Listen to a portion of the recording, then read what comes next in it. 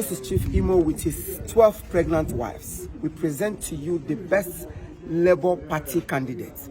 1, 2, go. Number one.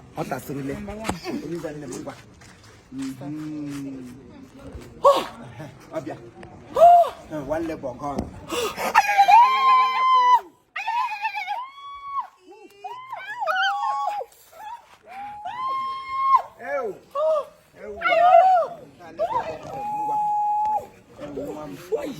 Raise your leg. Move like a Labour. On my back now. Move like Labour. You won't go.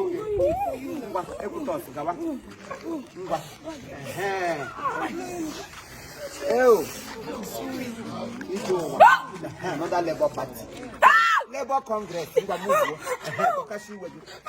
Are you sure you're not mad? Why you're mad? What is in our ballet?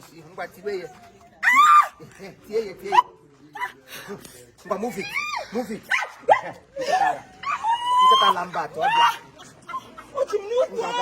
Hey! Move it. Move it.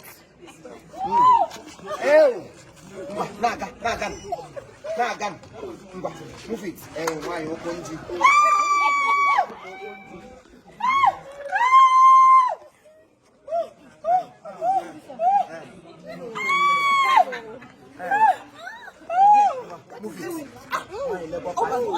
Obago, on your Labour Party.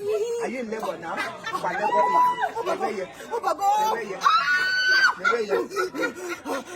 Move it. Move it.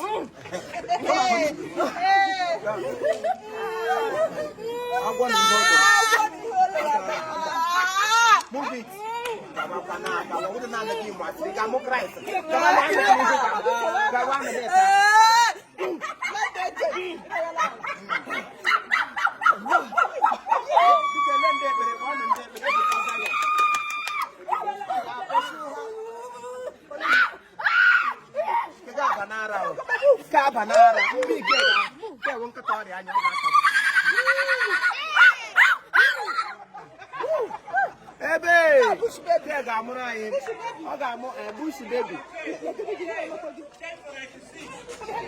A king. Which is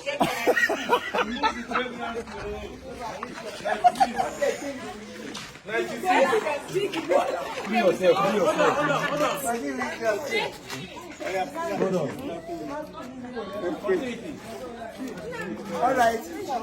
Let's go. Oh, yeah, gonna use this half hour on our phone. The TikTok, Uche.